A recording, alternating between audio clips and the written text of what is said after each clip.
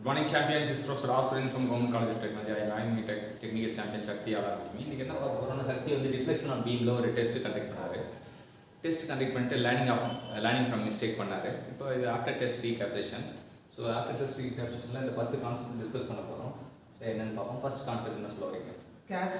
Classey-Adams theorem to user based on strain energy concept and can be used for determining reflection in a beam. கேஸ்டிங்லியும் theorem அப்படின்னு ஒரு theorem இருக்கு. கேஸ்டிங்லியும் theorem அப்படின்னு ஒரு theorem. அது என்ன கான்செப்ட் யூஸ் பண்றாங்க? ஸ்ட்ரெயின் எனர்ஜி கான்செப்ட் தான் அங்க யூஸ் பண்றாங்க. சரி, ஸ்ட்ரெயின் எனர்ஜி கான்செப்ட் யூஸ் பண்ணி என்ன கண்டுபிடிக்கிறாங்க? டிஃப்ளெக்ஷன் ஆஃப் தி பீம் கண்டுபிடிக்கிறாங்க. Macaulay method in which a single equation is formed for all loads on the beam and the equation constructed in such a way that the integral constant apply to all section of beams.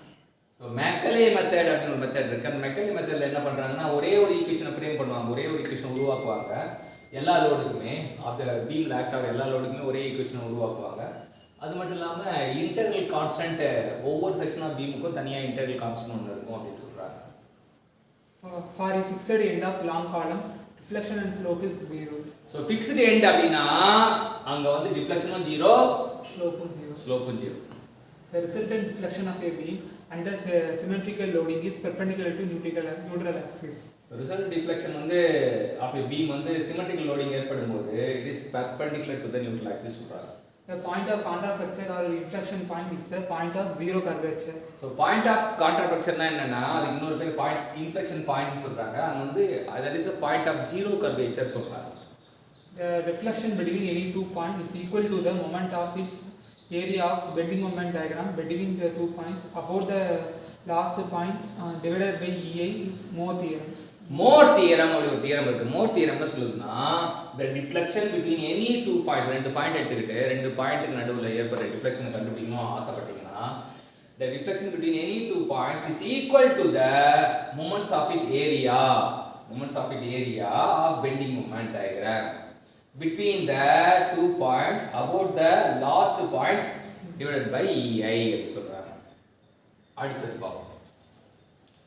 And simply supported beam AB carries a point load W at a point C at a distance less than half from the left end A. The maximum deflection will be between C and B. So simply supported beam இருக்கு, அது AB சொல்றாங்க. Point load at a point C. C என்ற point வந்து less than half from the left end அப்படின்றாங்க. less than half from the left end A. maximum deflection எங்க வரும் அப்படின்னா B க்கும் C க்கும் நடுவுல வரும் அப்படின்றாங்க. B க்கும் C க்கும் தான் நடுவுல வரும். இப்போ நமக்கு அவங்க என்ன சொல்றாங்கன்னா at a distance less than half from the left end A reference point சொல்லும்போது அது தூரம் குறைவா இருந்ததுன்னா நமக்கு வந்து ரிஃப்ளெக்ஷன் வந்து C க்கும் B க்கும் நடுவுல வரும்னு தெரிஞ்சுக்கலாம். Single load that has a small contact area is concentrated load. So concentrated load அப்படினா என்ன அப்படினா ஒரு பாயிண்ட்ல ஆக்ட் ஆவறது தான் concentrated load. அது வந்து single load that has a small contact area அப்படினு தெரிஞ்சுக்கலாம். Increase the area moment of inertia will reduce the deflection in is a simply supported beam during laterally loaded. So simply supported beamல வந்து நம்ம டிஃப்ளெக்ஷனை குறைக்கணும் அப்படினா area moment of inertia அதிகப்படுத்தினா டிஃப்ளெக்ஷனை குறைக்கலாம். Assertion and reason. Assertion in a simply supported beam subjected to concentrated load P at the midspan, the elastic curve slope becomes 0 under the load.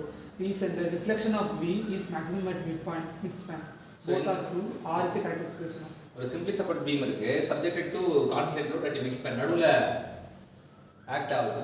அப்படி act ஆகும்போது slope become 0, elastic curve slope become 0 under load. elastic curve slope வந்து அங்க வந்து 0 ஆ இருக்கும் central பாயிண்ட்ல.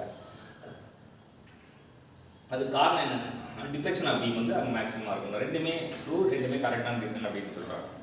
எனக்கு என்ன கற்றுக்கிட்டோம் அப்படின்னா ஒரு 10 பாயிண்ட்டு டெஸ்ட்டு நடந்ததுக்கப்புறம் நம்ம லேர்ன் பண்ணிவிட்டு ஆஃப்டர் டெஸ்ட் ரீகப்சேஷன் பண்ணால் நமக்கு நல்லா ஞாபகம் இருக்கும். ஸோ நம்ம ஞாபகத்தை புதுப்பிச்ச சக்திக்கு வந்து தேங்க்யூ சார்.